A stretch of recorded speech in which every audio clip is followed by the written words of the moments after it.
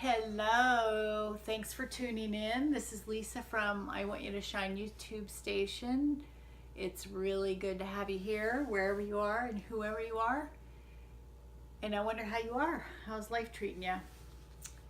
Let's see, it's 4:30 right now on Monday, February the 28th. So tomorrow's March 1st. Can you believe it? And I heard here where we live in central upstate New York, kind of close to Canada, it's going to be 7 degrees. Can you believe it? I'll take it, but it's wrong. It's just not right. Today, earlier, I had to go do something at one of my clients' house while they're out of town for the winter, and I was talking to this person that I've known just off and on for years, and he's telling me about his daughter, and she's like a really big horse person. She's 9 years old, and he was just telling me all these amazing things that she's doing. She's so committed to this sport, I guess it is. And so it just got me thinking about, and I told him he's probably my age, he might be a little bit older, and I said, I wonder what my life would have been like had I had that kind of sort of support. I just didn't. I don't think it was that common when in the 50s and 60s. And so, but what I took away from that, and then I got to meet the little girl because she was across the street with her mom. So I was like, right, good for you, little sister. And so what I took away from that little conversation is discipline, and how it seems like sometimes discipline has a really bad taste around the sound of it. Like, especially if you think about discipline with kids when we're kids, right? But so today I was like, what am I going to talk about today?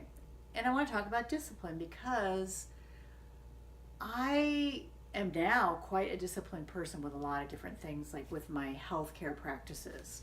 And I'm doing this mantra that I've talked about before. I think this would be maybe day 85 or something like that I've done it without missing a day. And I really love how it feels to keep doing it and going deeper with this practice of this thing. And yoga, I've mentioned that I started doing yoga again about a month ago. And so I think this starts my 5th week of doing it just on the weekdays. And I also love what's happening with that, the discipline of, I'm only doing it like 20 to 25 minutes a week, but I'm doing the same set of postures, asanas as they're called. And it's like each day I can feel my body sort of getting a little bit more flexible from how stiff I was. And it feels so amazing.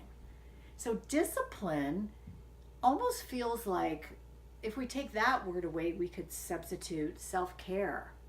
Like, what ways in your life do you have good discipline with your life, with taking really excellent care of yourself and your health and your inner world and all the parts of your life? So maybe if we start seeing discipline as something to deepen into, wouldn't that be cool?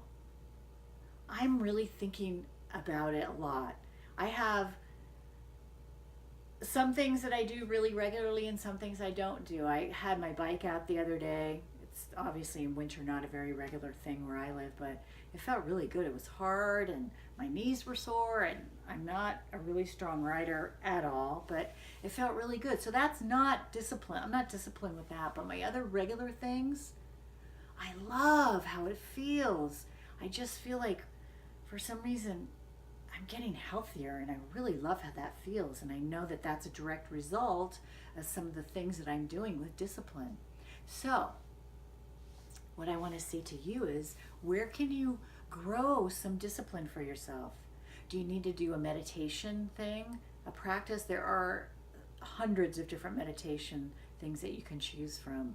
Do you want to start eating a little bit healthier for your body? Do you want to start focusing on gratitudes every day, like I talked about a couple of videos ago?